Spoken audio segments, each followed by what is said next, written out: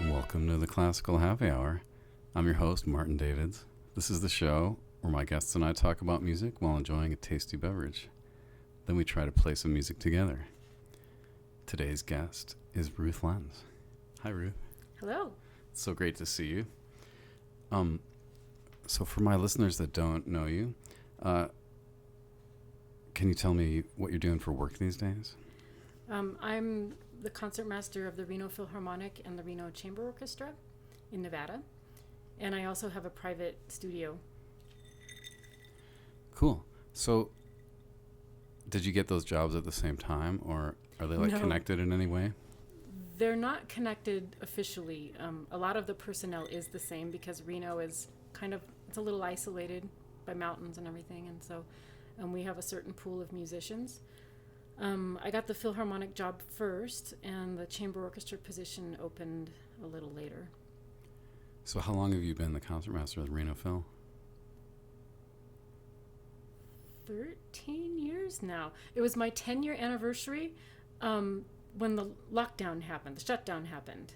We were gonna celebrate my 10 years, and that concert was the first one that got canceled. Oh no. so that's how I remember. Yeah, 13 years now. That's awesome. Yeah. Cool. So, tell me a little bit about where you went to school and stuff. I did my undergrad here. I grew up in Reno, born and raised. My dad was on the faculty at the university, so I just stayed there for undergrad. There was a great violin teacher there. And then I went to University of Illinois at Champaign-Urbana to get my doctorate. Cool. Kind of near you. Yeah, I know. Lots of people that got doctorates at Yeah. Chambana. Chambana. Awesome. So your dad is he still teaching there? No, he retired also maybe 13 or 14 years ago. And he was at the music school? Mm-hmm. Yeah. What was he teaching? He taught French horn and cello. Whoa, what a Yeah. combo. And he's good at both of them. Kind of strange, but he can play them both really well. He phrases on French horn like a cellist, and he's a good player. I mean, I know the French horn players I know act like it's the hardest thing in the world. So if you could also play the cello, that's just got to shame those people a little bit. Maybe, yeah. My daughter's playing French horn now, too. That's cool. Yeah. So is your whole family musicians? A lot of musicians. My grandparents had 7 kids, and they all ended up playing instruments pretty well and marrying people that played instruments, and then some of them had offspring like me that play instruments. So, yeah. Did they make you play an instrument?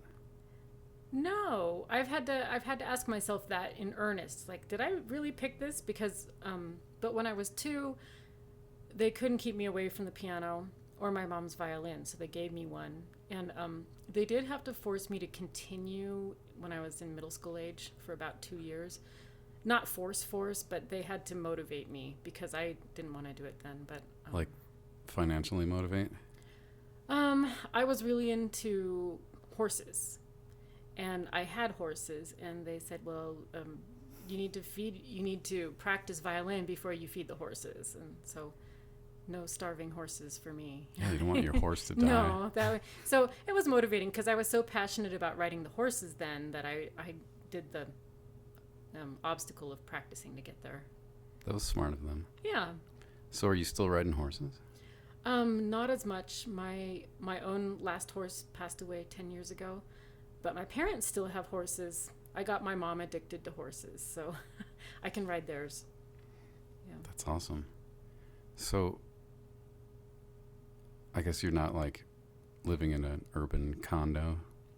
No, I did have a horse property, and now I moved into the suburbs. Kind of. I'm close into town, but I have a yard and a dog and all that stuff. That's nice. Yeah. Yeah, you don't want to be commuting too far for both those jobs all the time. No. Awesome. So you got out of Chambana, and then you came home, or were you came right away? Yeah. I came back even before I finished my dissertation because I was married at the time, and he got a job here. So we came back so he could start his job here. And then I was finishing my dissertation, and I started my studio first. And then the concertmaster spot opened up? Yeah. And you won it? Yeah. That's great. It was a little scary because I really wanted it. You know, I've actually wanted that job probably my whole life from a little kid, and it opened up, and they did a search for the Reno Philharmonic. You know, people flew in for it, so it was intense. I practiced a lot. I bet. Yeah, auditions are hard. Yeah, I never feel as my bow feels like a baseball bat at auditions. Not when I'm playing a recital but at auditions it just feels like this foreign object in my hand. Well, at least a baseball bat doesn't shake, right? It smashes things. Yeah. That's funny. So you moved here because of your husband, and then stayed because you also got a job, right? Yeah, and then my family's here, so I really have deep roots in this community. Yeah, if you're going to have a family of your own, it's great to have other relatives around, right? It sure is. Yeah, it really is. And I have siblings who all have kids around the same age as my kids, so there's 9 grandchildren all in the same age group. So how many of them are musicians? Oh, that's a good question. One of them is too young, but I think all of the others dabble in some instrument, or some more seriously, some less seriously. There's some cellists, and my daughter, the French horn. My son just started guitar. He's obsessed. So he plays piano also. He's not obsessed with piano, but he tolerates it. He likes his teacher. My son is definitely not obsessed with piano, but tolerates it, kind of. It's fundamental. I mean, it's good to have those keyboard skills. Yeah. Anybody singing? My daughter sings. Actually, my son and daughter were just in Rock of Ages. The Queen musical? Or wait, no, that's just like it's more of a hairband thing. Yeah, it's a hairband thing, and they did the edition for children. It's been gentled down a little bit, but it was really fun. Censored version. Yeah, the censored version. Wow, cool. Yeah. So they have long hair. My son was actually asked to cut his hair a couple weeks ago by the school, but we kind of waited because of the play. Yeah. I mean, none of those people had short hair, right? No, and his is kind of like floppy right now. It's not like hairband, but it's longer than it would be. It's more Justin Bieber than Motley Crue. Yeah, exactly. Cool. So when you were studying, what kind of music were you most into? Was it like orchestral music or something else? I love all music, but I think my biggest music love is chamber music. And part of that goes back to my childhood of being kind of stuck in a room while my dad was rehearsing chamber music. He played at the Telluride Chamber Music Festival and all these cool places. They would rehearse in all these really beautiful spots, mountains around and kind of ghost town buildings and good musicians.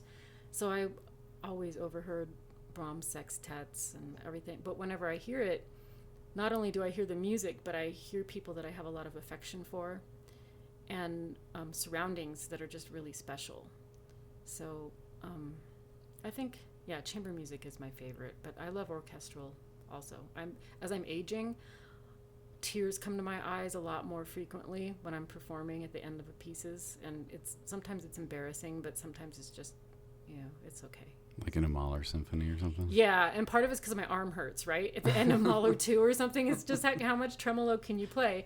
But part of it is just that it's really moving. That's awesome.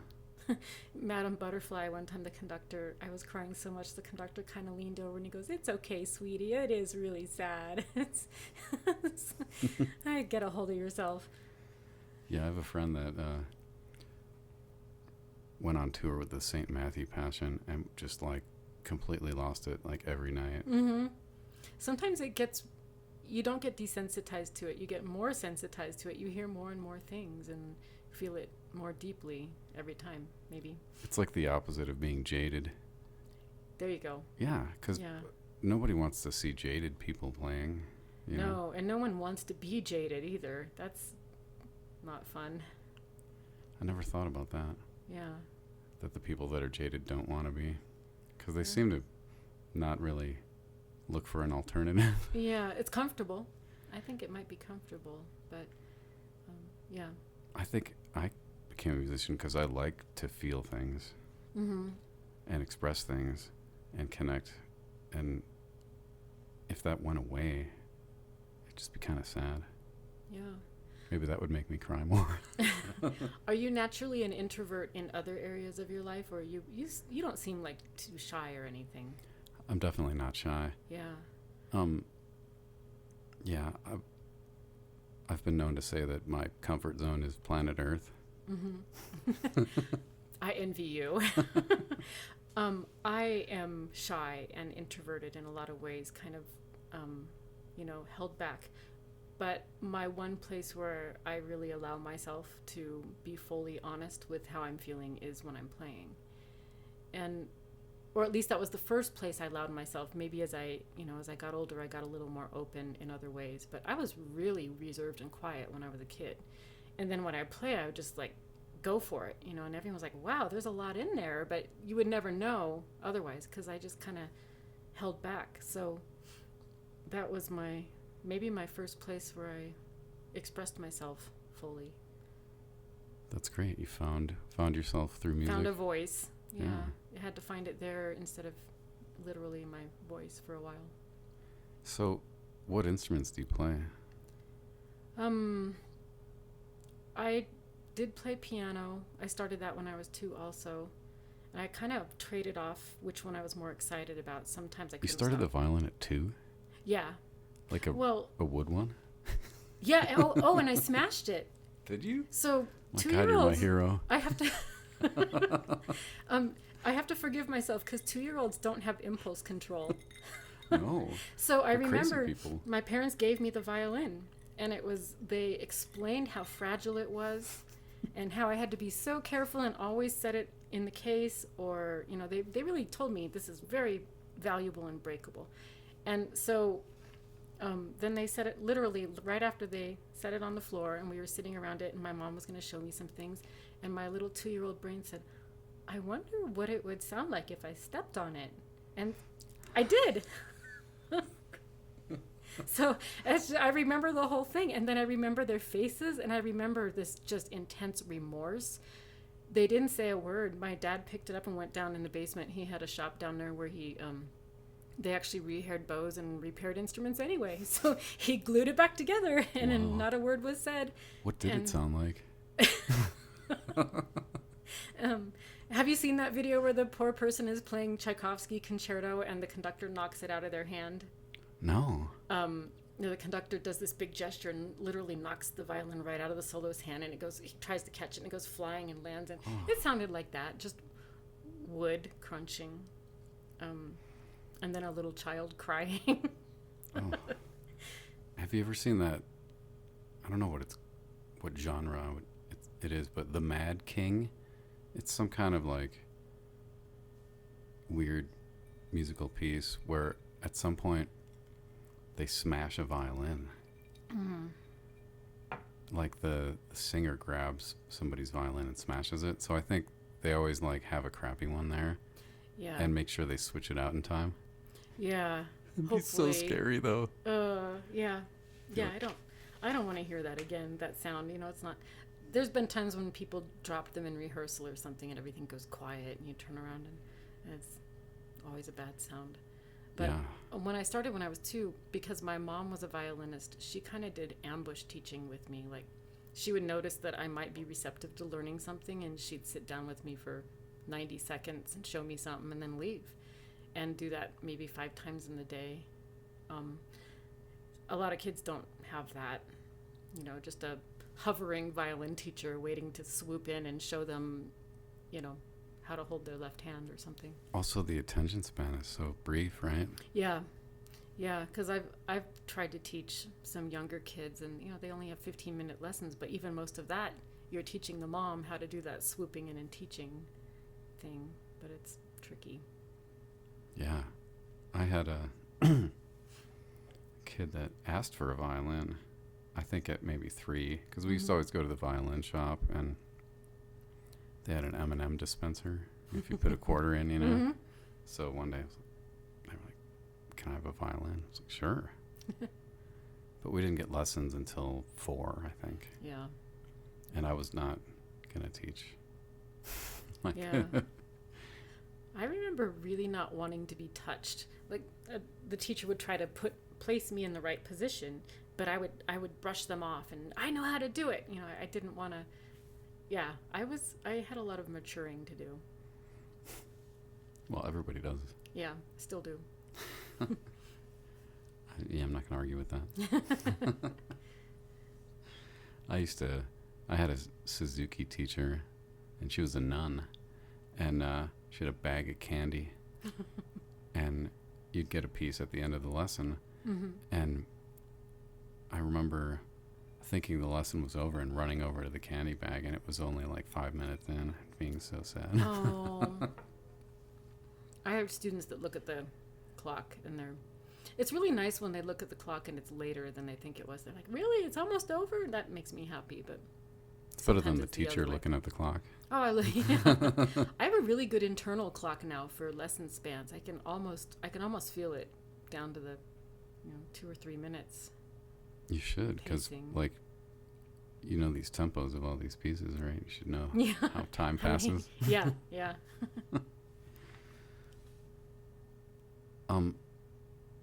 If you didn't do music, what would you want to do? When I was in high school, I wanted to be a veterinarian. And I actually was able to get an internship at a large animal veterinarian my senior year. The whole year I would go there after high school. Well, I had an off-campus the last period, so I'd drive out to the large animal vet and do their rounds with them. And I found that, unlike human medicine, animal vets have to be every specialist. They have to be surgeons, and they have to be reproductive doctors. They have to do all of that stuff, and it's really stressful, and it's also really heartbreaking at times. There's, there was a lot more heartbreak than I expected, even though I expected some. I bet. There's not a lot of preventative veterinary care. They always come in when something bad happens. Yeah, and there's also always the option of euthanasia when it's not really necessary. Unlike with humans, you're not going to euthanize someone because you don't have the money for the medical bills. And I decided not to do that. During the pandemic, I thought I would enjoy maybe being a counselor. If I had to go back to school and change careers. But I really do love, not only do I love performing music and listening to it, but I love the teaching part. In fact, I feel like that's almost the most important thing I'm doing, as far as, not a lot of my students go on to be musicians, but I know I've helped them become better people, more perseverance and all that stuff. So I'm glad I ended up where I am. Plus, you got to have people to listen to classical music. Yes, I think they all become audience members in some way, or appreciative and knowledgeable, and we need those. Definitely. Yeah. So, what else do you love about being a musician? My grandpa was a medical doctor. He was a surgeon, and so when I finished my doctorate, he told me he was proud of me, and I said, "Well, I'm not a real doctor, Grandpa." Not that kind of doctor. Yeah, I'm not that kind of doctor. And he said, "Oh, you save more lives than I ever will, or music will save more lives than I ever will." And I like how the arts and music, they do save lives, and it gives people meaning. And my grandpa, the doctor, would come home and put on his record of Heifetz playing Sibelius Violin Concerto almost every night.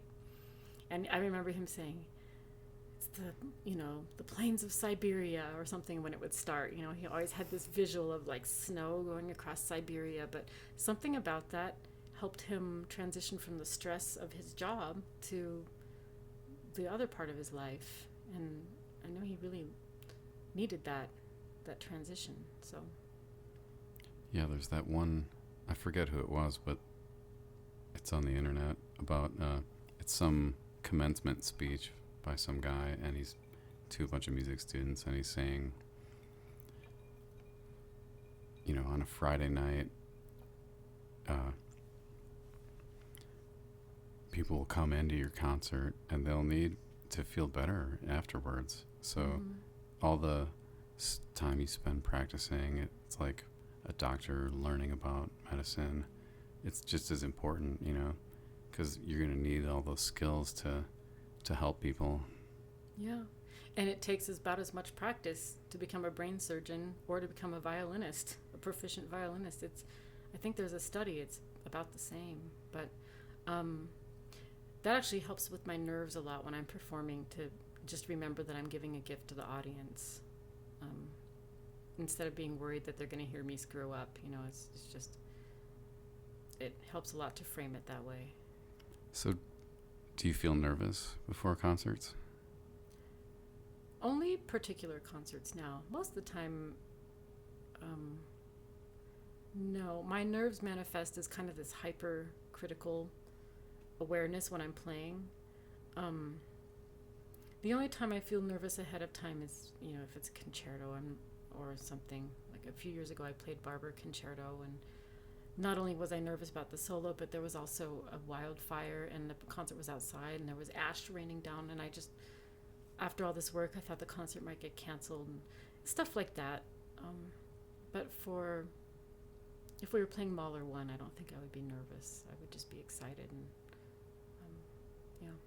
So you're not worried, like, the concertmaster thoughts, like, you're in charge of all these people?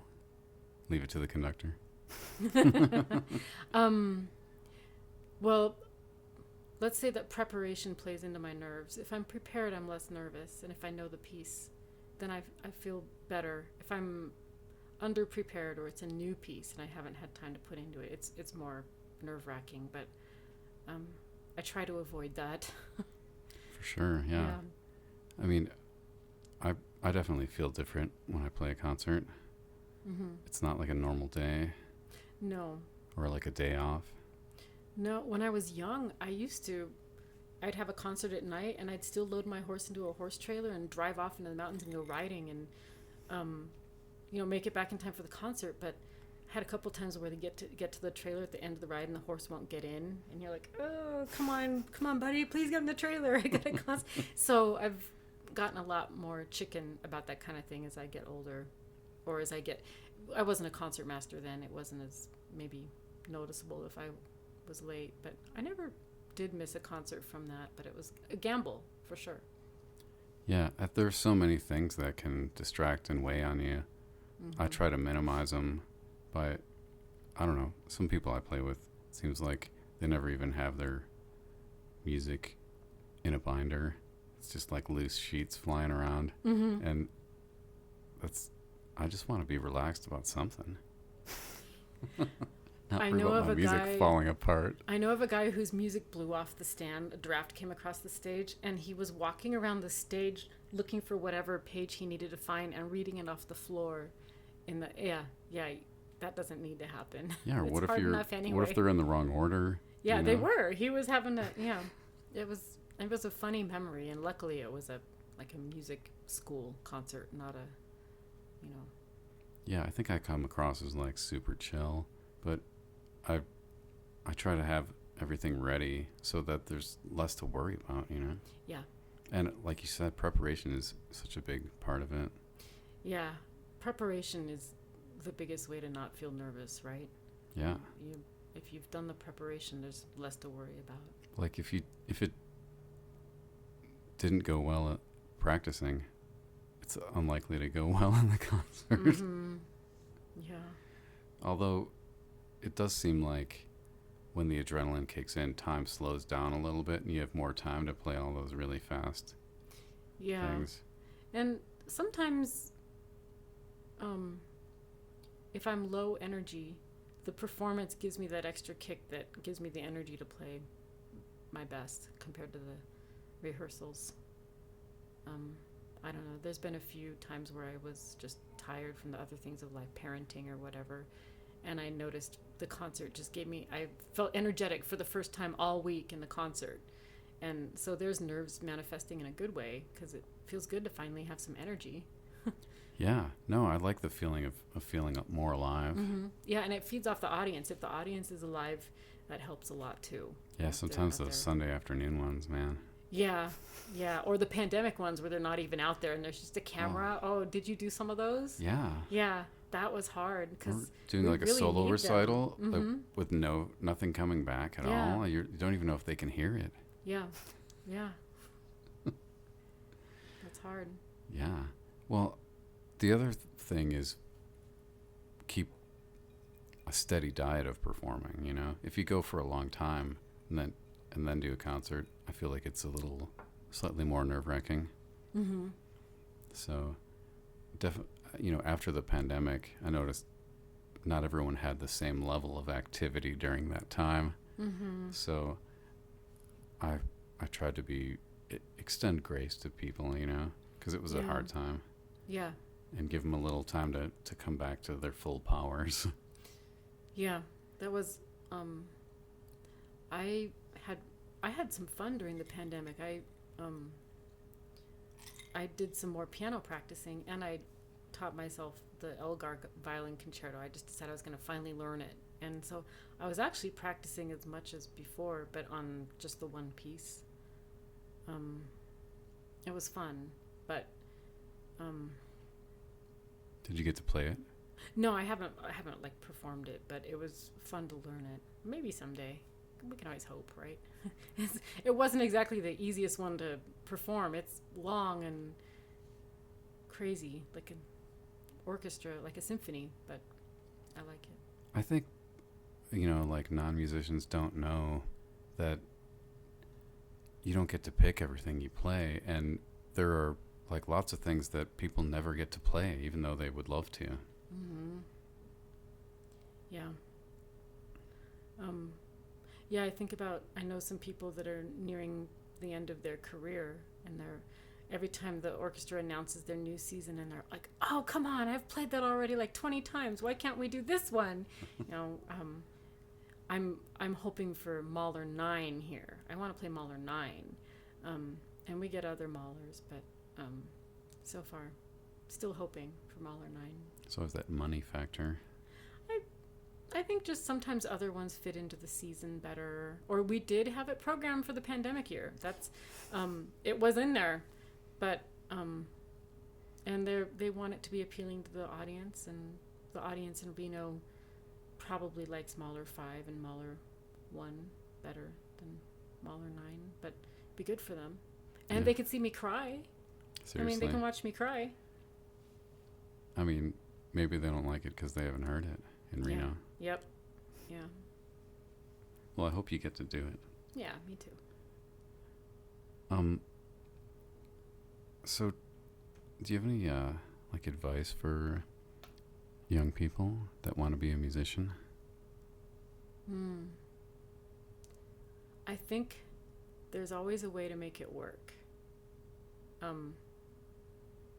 If you're flexible, right? I mean, if you have your heart set on, I'm going to be in the London Symphony, don't do that, but there's always a way to make it work in some way.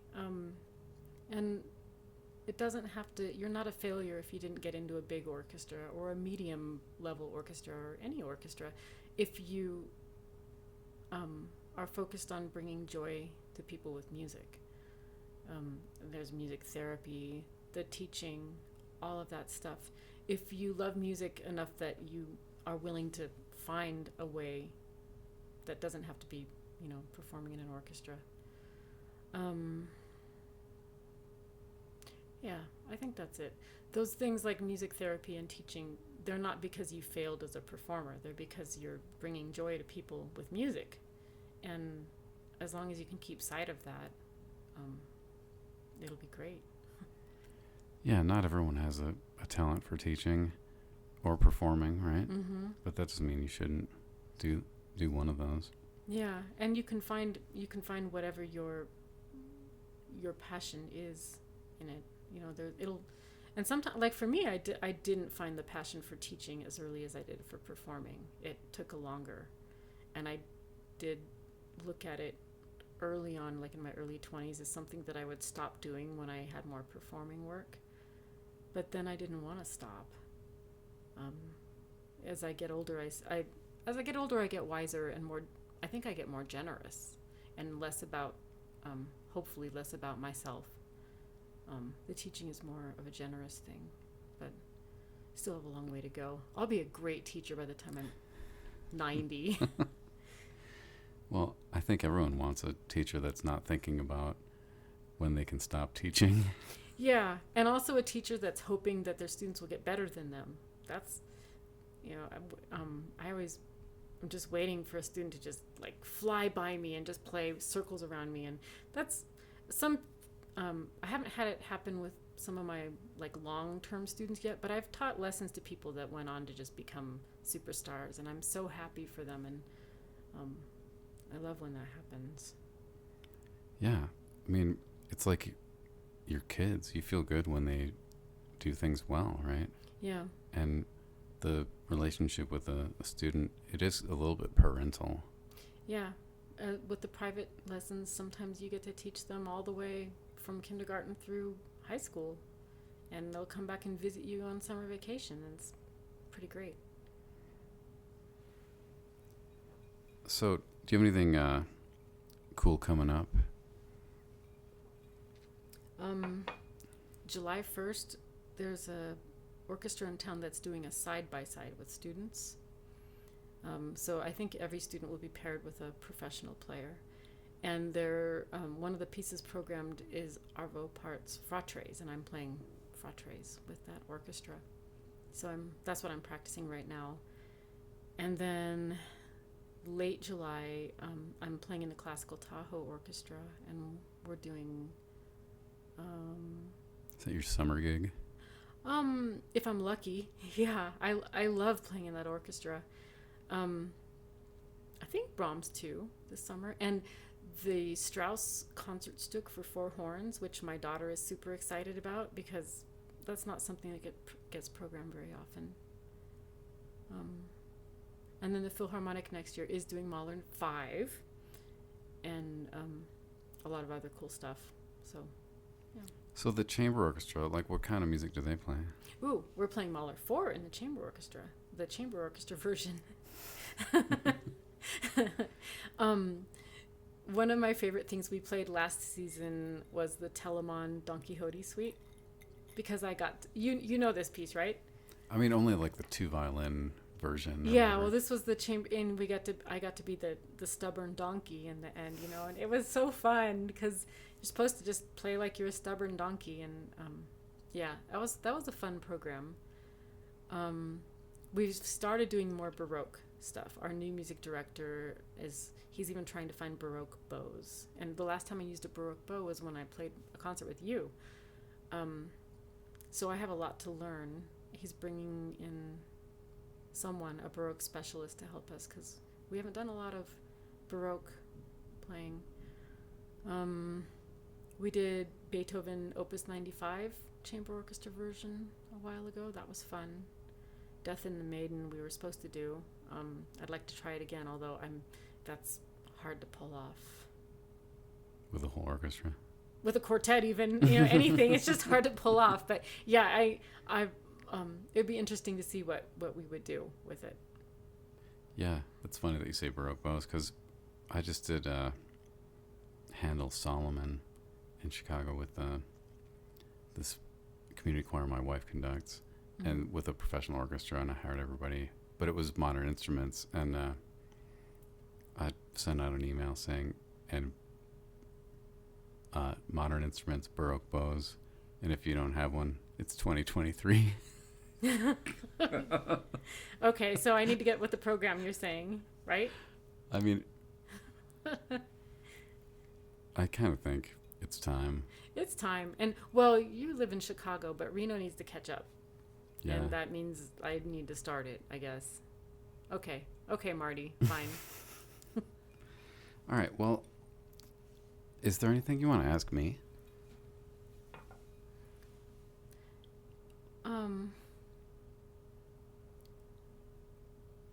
Why Why do you keep playing, and what keeps you from becoming jaded? Because you definitely are not jaded. Definitely not. I just like connecting with people. I like the feeling of being alive more than a normal day that I roll out of bed. I like all the friendships I've made through music in all the different places and that it takes me. I love to lose myself in the sound, and I feel like I haven't stopped learning about music. I feel like I'm not. I think it's weird that people think they've mastered it, and I'm always having these like revelatory to me kind of thoughts. You know, my most recent is that we're just making sounds. Yep. Yeah. And you can make all kinds of sounds that people will just be fascinated by. And like you were talking about the donkey thing, like not every sound has to be like a perfect, beautiful tone. You know, if that's all you ever heard, it gets a little boring. The last note of that piece, the annotation above the note said sour. That was the best. I just saw that. I was so happy. Wow. All right. Well, let's take a little break, and then we'll come back and play something. Okay. All right. We'll be right back. Thank you.